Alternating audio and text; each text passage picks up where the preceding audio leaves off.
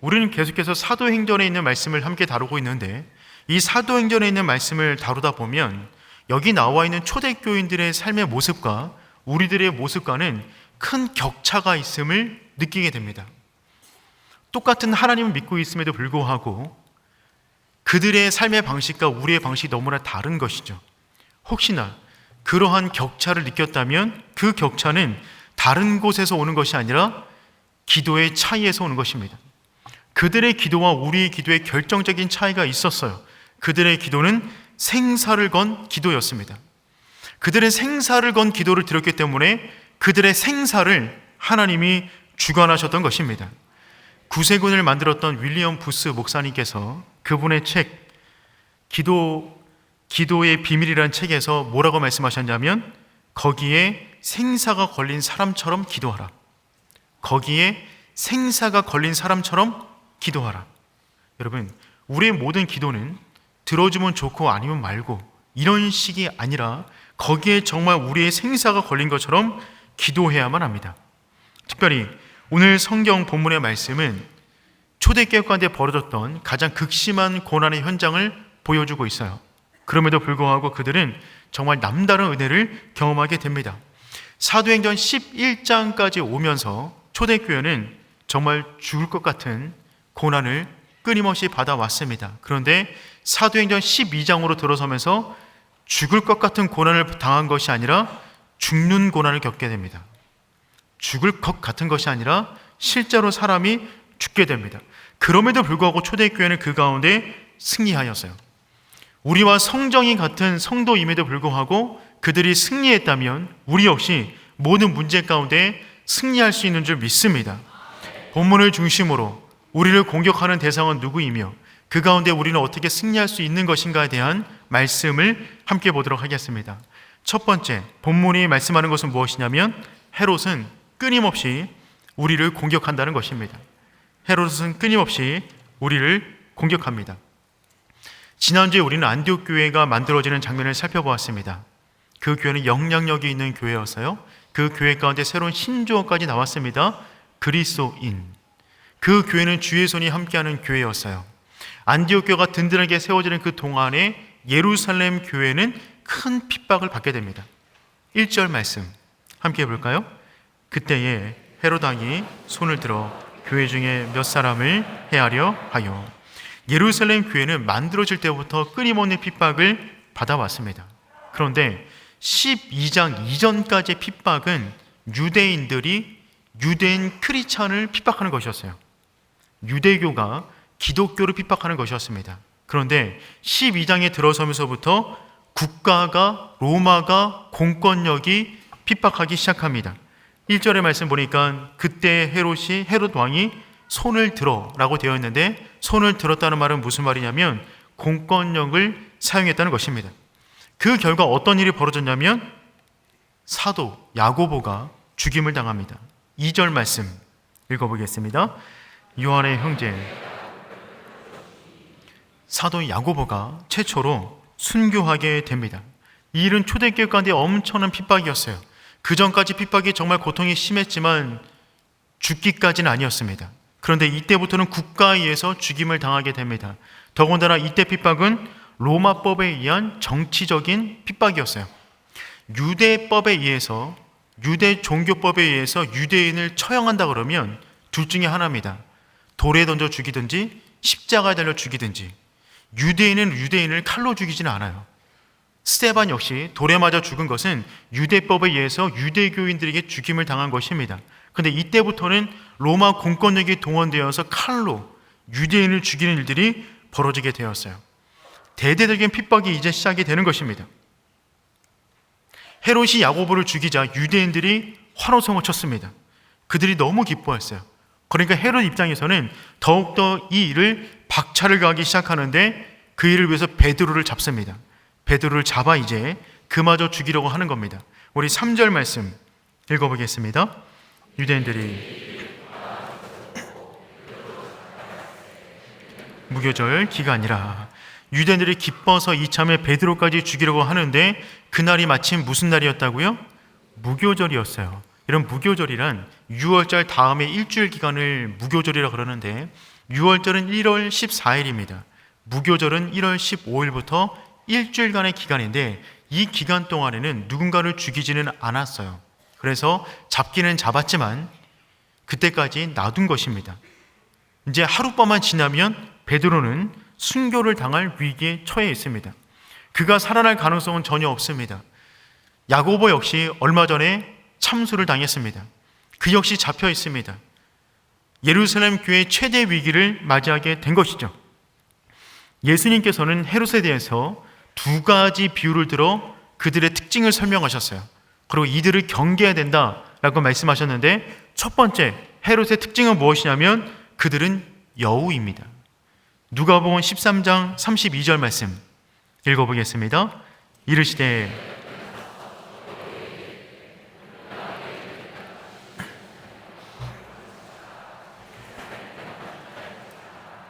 예수님께서 말씀하셨어요. 가서 저 여우에게 이르되, 이 여우가 헤롯을 말하는 것입니다. 성경에서 여우가 나오면 이 여우는 포도원을 허무는 존재예요. 이 여우가 울타리가 낮거나, 우리 인생 가운데 삶의 울타리가 있는데 그 울타리가 낮거나 그 가운데 작은 틈만 있더라도 여우가 비집고 들어와 성도의 삶을 허물고 어지럽게 만듭니다. 그런데 그 헤롯을 그와 같은 여우의 비유에서 말씀하고 있는 것입니다.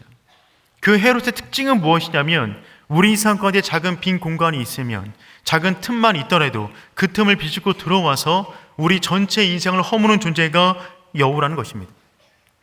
두 번째 헤롯은 누룩입니다. 마가복음 8장 15절 말씀 읽어보겠습니다.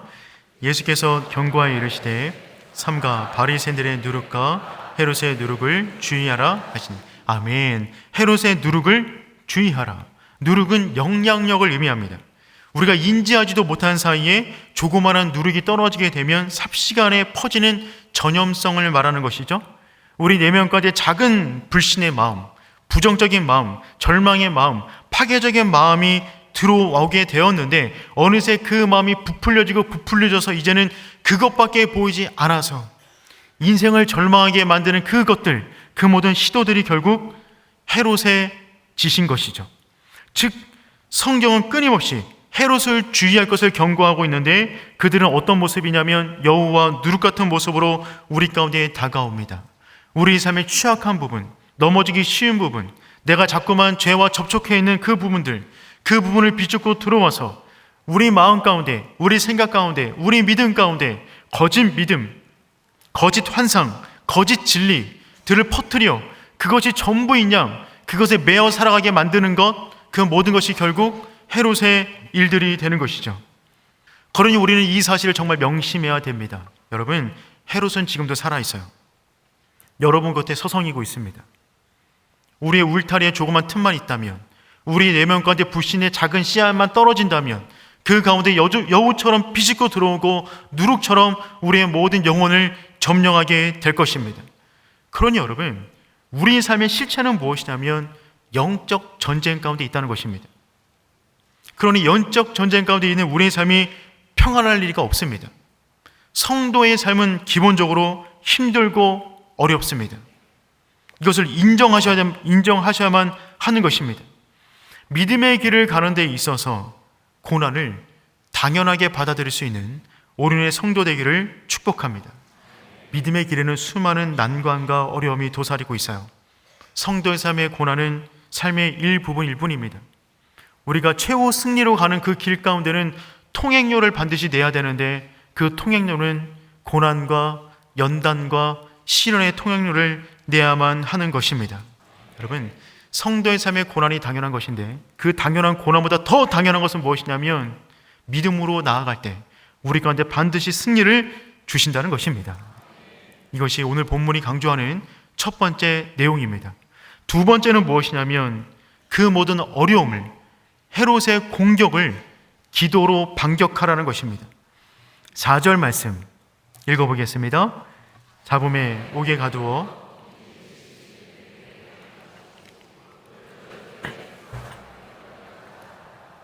헤롯은 베드로를 잡아서 옥에 가두고 4명으로 구성된 4개 팀으로 베드로를 지키게 했어요. 4명으로 구성된 4개 팀이 계속 돌아가면서 베드로를 지키는 것입니다. 그러니까 하룻밤 베드로를 지키기 위해서 몇 명이 동원된 거죠? 16명이나 동원된 것입니다.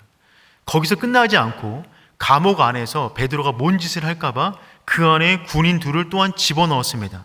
6절 말씀 읽어보겠습니다. 헤롯이 잡아내려고 하는 그 전날 밤에 베드로가 두 군인 틈에서 두 쇠사슬에 매어 누워 자는데 파수꾼들이 문 밖에서 옥을 지키더니 두 군인이 베드로 사이에 있는 거예요. 군인 안에 베드로를 넣었습니다. 그리고 쇠사슬을 갖다가 베드로의 한쪽 팔을 감고 군인에게 연결하고 이쪽 팔을 감고 이쪽으로 연결하는 거예요. 그래서 꼼짝달싹 못하게 만들어 놓은 것입니다. 마치 우리가 영화 같은 거 보면 형사가 범인을 잡았을 때 서로 수갑을 손목에 매잖아요. 그런 형태로 지금 감옥 안에 갇혀 있는 것입니다. 감옥 안에서도 양쪽에 군인이 있고 쇠사슬로 두르고 있고, 감옥 밖에서는 군인 4명이 무장하여 4명이 4조로 교대하여 그 밤을 지키고 있는 것입니다. 아니 도대체 베드로를 왜 이렇게까지 지키는 것일까요? 베드로는 그 전에도 2번 갇혔는데 2번 탈옥한 경험이 있습니다. 그때 천사의 도움으로 빠져나왔거든요. 우리는 천사의 도움으로 빠져나온 것을 알지만 로마 군인들은 알 리가 없죠. 그러니 마치 이 베드로는 탈옥의 명수인 거예요. 그러다 보니까 그를 도망치지 못하게 하기 위하여 온갖 방법을 동원해서 그를 지금 막고 있는 것입니다. 이제 베드로가 빠져나갈 확률은 제로입니다. 조금 전에 너무나 친했던 예수님의 제자 3인방 가운데 하나였던 야고보 역시 조금 전에 죽임을 당했어요. 이제 내일 아침이면 자기 차례입니다. 이때 예루살렘 교회는 어떻게 합니까? 속수무책인 이 상황, 교회 가운데 최고 리더가 죽을 수밖에 없는 이 상황에 교회는 뭐 합니까? 기도합니다. 기도로 반격합니다. 여러분, 기도는 성도의 칼이자 성도의 방패입니다. 성도는 영적 전쟁 가운데 싸우는 존재인데 성도가 싸우는 무기는 무엇이냐면 기도가 되는 것이죠. 5절 말씀 읽어보겠습니다. 베드로는 아멘. 여러분 4절 말씀 보세요. 4절 말씀 보니까 베드로를 옥에 가두었어요. 그리고 6절 말씀에서는 옥 안에 갇힌 베드로를 어떻게 묶었는지가 표현하고 있습니다. 그런데 그 가운데 4절과 6절 가운데 5절에 교회가 뭐하고 있었다고요? 간절히 기도하고 있었다고요. 고난과 고난 사이에 교회는 뭐 했다고요? 간절히 기도하고 있었다고요. 이것이 바로 우리가 고난과 고난 사이를 살아가는 성도가 살아가는 삶의 모습이 되는 줄 믿습니다. 여러분, 기도가 우리의 힘이에요. 기도가 길을 만들어냅니다. 혹시나 이 말씀을 듣자마자 이런 마음 드신 분 계신지 모르겠어요. 또 기도 이야기입니까? 기도 외에 다른 방법은 정말 없는 겁니까? 정말 교회에서 말할 수 있는 것은 기도밖에 없는 것입니까? 이런 마음이 혹시 드시는 분 계신가요? 네, 맞습니다. 기도밖에 없습니다. 정말 기도밖에 없습니까? 라고 하는 질문에 정말 기도밖에 없습니다 라고 말하는 사람들이 기독교인들입니다. 여러분, 우리는 고난과 고난 사이에 기도로 반격하는 존재입니다. 여러분, 우리는 그리스도인입니다. 그리스도인들은 누굽니까? 예수 안에 거하는 존재들입니다. 모든 일을 만나든지 간에 예수로 반격하는 존재가 그리스도인이 되는 것이죠. 그러니 그리스도인 되는 오륜교회 성도 여러분, 모든 문제를 기도로 반격하시길 축복합니다. 기도는 나의 힘이 아닌 하나님의 힘으로 살아가는 믿음의 표시가 되는 것입니다. 나와 헤롯이 싸우면 헤롯을 이길 가능성은 없습니다. 하지만 하나님과 헤롯이 싸우면 하나님이 무조건 이기세요. 나와 헤롯의 싸움을 하나님과 헤롯의 싸움으로 전환시키는 방법이 무엇이냐면 그것이 바로 기도입니다. 자녀의 힘으로 열 수 없는 문을 아버지의 힘으로는 열 수 있어요. 자녀의 키로 건널 수 없는 강을 아버지의 등에 업히면 그 강을 건너갈 수가 있단 말입니다. 그러므로 가장 강한 성도는 누구냐면 성도가 다른 것이 강한 성도가 아니라 무릎이 강한 성도가 강한 성도가 됩니다. 성도가 무릎 꿇어 기도할 때 하나님의 영광이 나타나 헤롯 역시 우리 앞에 무릎 꿇게 되는 줄 믿습니다. 여러분, 그래서 교회가 기도할 때 어떤 일이 벌어졌냐면 2가지 놀라운 일이 벌어지기 시작해요. 첫 번째 일은 무엇이냐면 베드로가 깊게 잠들었습니다. 이게 첫 번째 응답이에요. 교회가 기도할 때 베드로가 뭐 했다고요? 깊게 잠들었어요. 죽을 것 같은 현실인데 잠자는 겁니다. 얼마나 평안하게 잠을 자는지 자기 집에서 잠을 자듯 옷을 다 벗고 잡니다. 8절 말씀 읽어보겠습니다. 천사가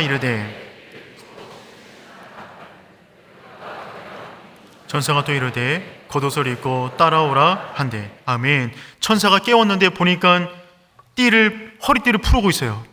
너 허리띠 매라. 보니까 신발도 벗고 있어요. 신발 신어라. 보니까 옷도 벗고 있어요. 옷도 입어라. 옆에 군사가 있는데 군사들은 지키느라고 피곤해 있는데 정작 본인은 다 벗고 자고 있는 겁니다.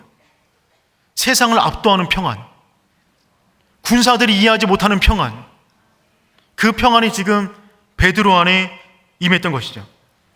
이후에 살아난 베드로는 나중에 서신서를 쓸 때 이런 말을 기록합니다. 베드로전서 5장 7절 말씀 읽어보겠습니다. 너희 염려를 다 주께 맡기라. 이는 그가 너희를 돌보십니다. 아멘. 여러분, 이 말은 저는 경험에서 나온 말이라고 확신합니다. 그의 모든 염려를 주께 맡긴 거예요. 자신의 인생을 주님께 맡긴 그 영혼은 어떤 상황 가운데서도 평안을 누릴 수 있는 줄 믿습니다. 사랑하는 오륜교회 성도 여러분, 모든 불면증이 사라지길 축복합니다. 기도하는 동안 세상이 이해할 수 있는 평안이 우리를 엄습해 올 것입니다. 두 번째, 기도하는 동안 어떤 일이 벌어지냐면 모든 결박에서 풀어지게 되었습니다. 우리 7절 말씀 읽어보겠습니다. 호련히 주의 사자가 나타나며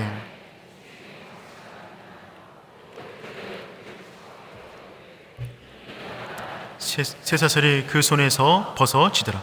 아멘. 여러분, 기도는 모든 결박을 풀어버립니다. 7절에 보니까 호련히 주의 사자가 나타났다라고 말하고 있어요. 호련히는 갑자기 나타났다는 말입니다. 완벽한 하나님의 타이밍에 인간은 상상할 수 없는 그 순간에 호련히 주의 사자가 찾아온 것입니다. 지금 양옆에 군사들이 있어요. 밖에 4명이 지키고 있어요. 그 타이밍을 하나님이 보고 계시다가 마침 그 몇 초 찰나, 그 찰나가 어떤 순간인지 모르겠어요. 아마 양옆에 군사들이 졸고 있었는지 모르겠습니다.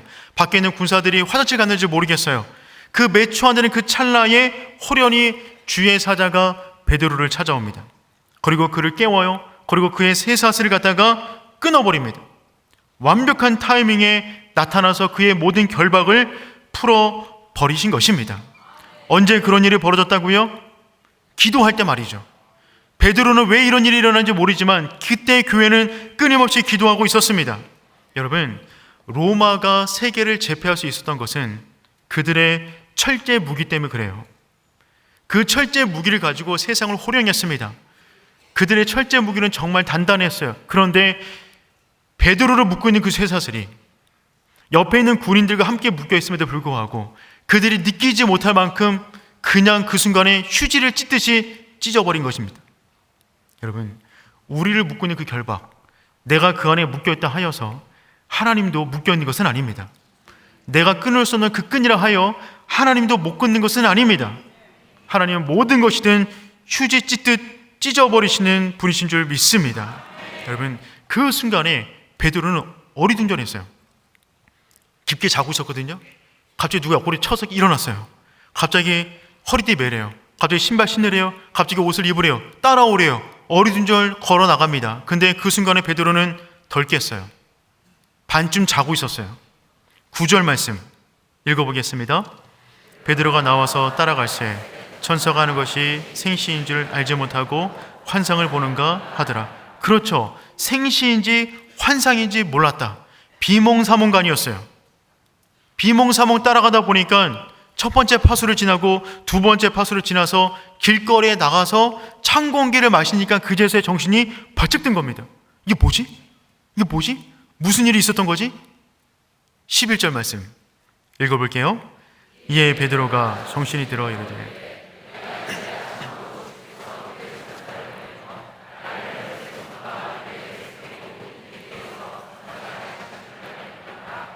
아멘. 이에 베드로가 정신이 들어 이르되 내가 이제야 참으로 지금까지 벌어진 일들을 이해하게 되었다는 것입니다.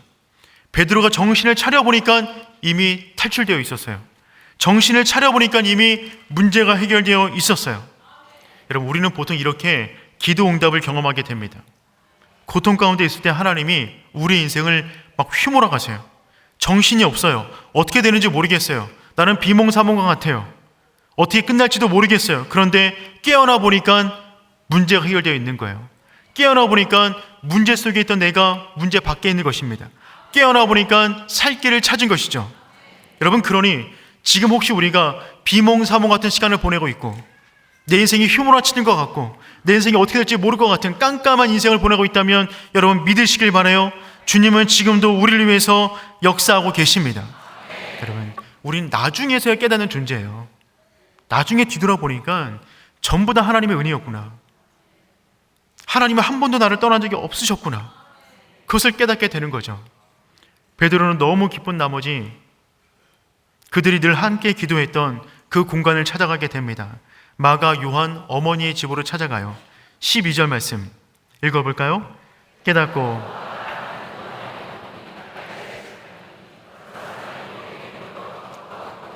아멘. 여러분, 이 집은 전승에 의하면 사도행전 2장 가운데 성령 충만을 경험했던 마가다락방이 있던 집이라고 합니다. 또한 이 집은 예수님이 최후 만찬 때 함께 식사하셨던 자리라고 합니다. 기독교 역사 가운데 항상 이 집이 등장하게 되었다는 것이죠. 근데 지금 이곳에서 여러 사람이 함께 모여 기도하고 있더라. 베드로가 그 집 앞에 갔더니만 여러 사람이 그곳에 모여서 기도하고 있었어요. 그런데 여러 사람이 모여 있다라는 이 단어를 5절에서는 뭐라고 표현했었죠? 교회가 기도했다.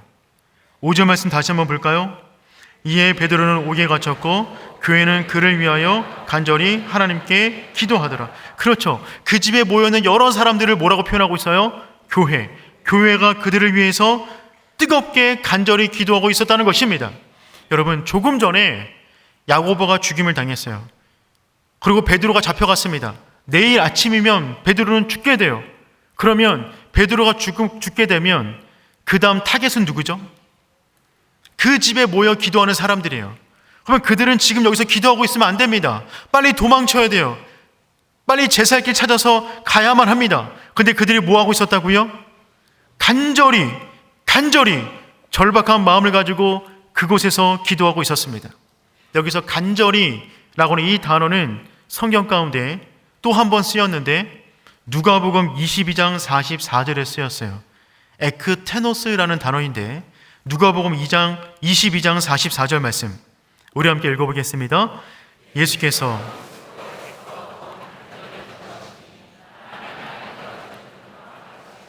아멘.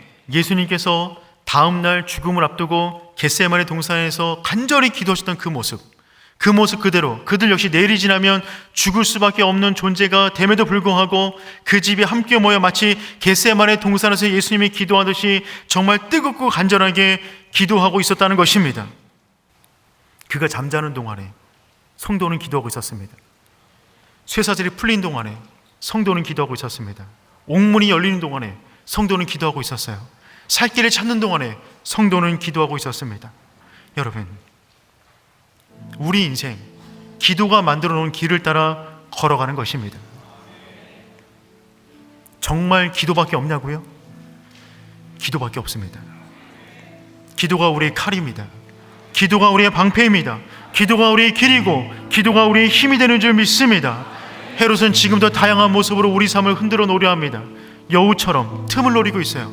들어오게 되면 누룩처럼 우리의 모든 생각을 점령해 버립니다. 하지만 여러분, 그 가운데 기도의 칼을 드는 그 순간에 세상이 이해하지 못하는 절대 평안이 우리 가운데 임하게 될 줄 믿습니다. 기도하는 그 순간에 우리를 묶고 있는 모든 결박이 풀어지게 될 것을 믿습니다.